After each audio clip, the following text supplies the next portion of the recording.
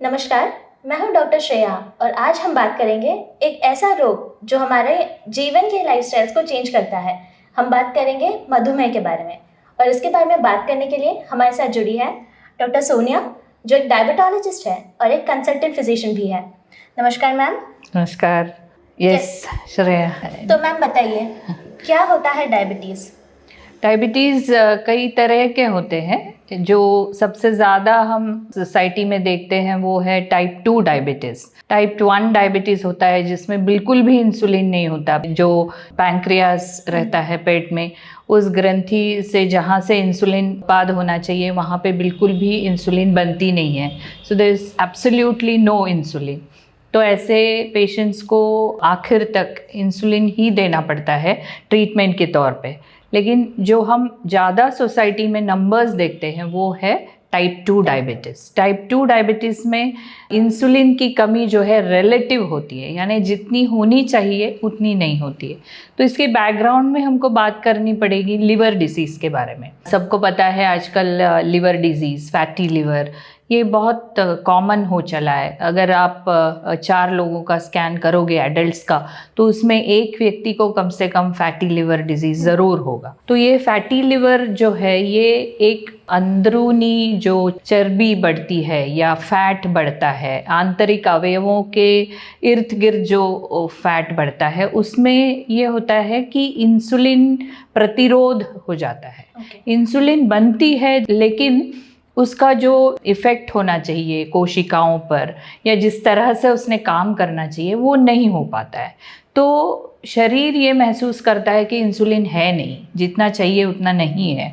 तो वो बार बार ऑर्डर देता है पैंक्रियास को कि और इसका उत्पादन हो। तो ऐसे उत्पादन अधिक बढ़ाते बढ़ाते एक पॉइंट ऐसा आता है कि पैंक्रियास थक जाता है। जितना इंसुलिन आना चाहिए अपने शरीर में ग्लूकोज के डाइजेशन के लिए, एब्जॉर्प्शन के लिए बोलिए, तो वो नहीं बन पाता है। सो वहाँ से क्लिनिकल डायबिटीज़ या मधुमेह की शुरुआत होती है।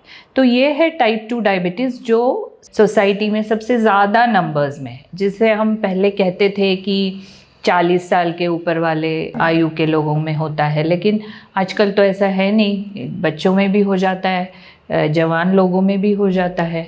तो वो that is how it is termed as a lifestyle disease. अपनी जीवन शैली की गलतियाँ जो भी हुई है, कम व्यायाम या अधिक खाना, इसमें से टाइप 2 डायबिटीज़ के नंबर्स इतने बढ़ रहे हैं, इतने कि इंडिया को हम वर्ल्ड कैपिटल बोलते हैं।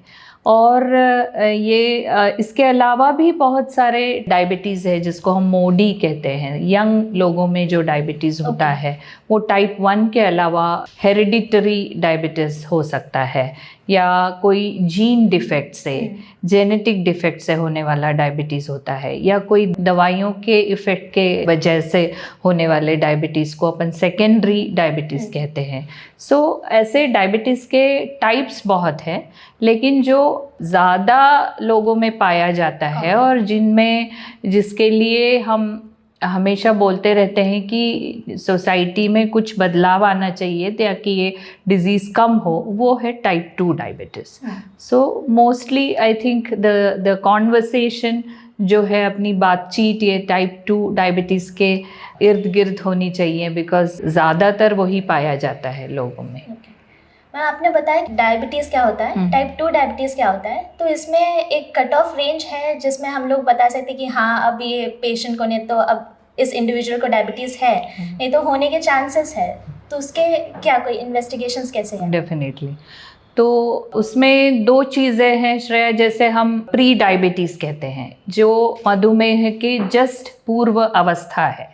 तो ये मधुमेह पूर्व अवस्था में हमने अगर इन लोगों को पकड़ा या इन लोगों की पहचान हमने कर ली, तो हम उनको जीवन शैली की चेंजेस दे सकते हैं। लाइफस्टाइल में क्या क्या सुधार हो इसके बारे में हम उनको बता सकते हैं। तो ये है प्री डायबिटीज़। तो प्री डायबिटीज़ के कट ऑफ्स है फास्टिंग ग्लूकोज, या 8 घंटे फास्टिंग के बाद आप जब चेकिंग करते हो तो वो फास्टिंग ग्लूकोज होना चाहिए 100 से नीचे आइडियली। तो ये 100 और 120 के बीच वाला जो रेंज है वो डायबिटीज़ के कैटेगरी में नहीं आएंगे वो लोग, लेकिन प्री डायबिटिक्स है। तो वो है प्री डायबिटीज़ का cut off fasting glucose between 100 and 120।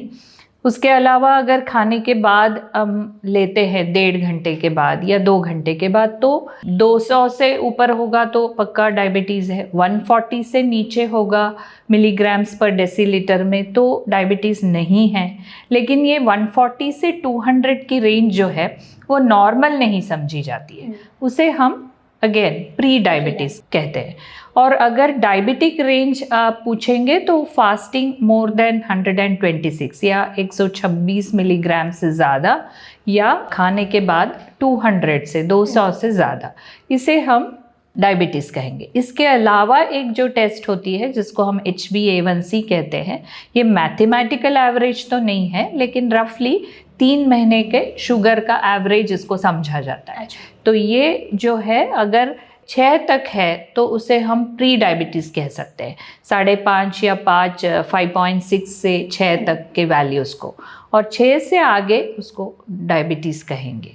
तो ये जो HbA1c टेस्ट है हम आगे बात करेंगे, ये थोड़ा अपने डायबिटिक कंट्रोल के बारे में समझने के लिए, या एक रोगी मधुमेह का रोगी है वो जो कंट्रोल्ड है या नहीं है, ये समझने के लिए भी ये टेस्ट बहुत वैल्यूएबल है, वो करनी चाहिए बीच बीच में। सो ये कट ऑफ्स हैं जिसके बेसिस पे हम इनको डायबिटिक, प्री डायबिटिक या नॉन डायबिटिक ऐसा लेबल कर सकते हैं।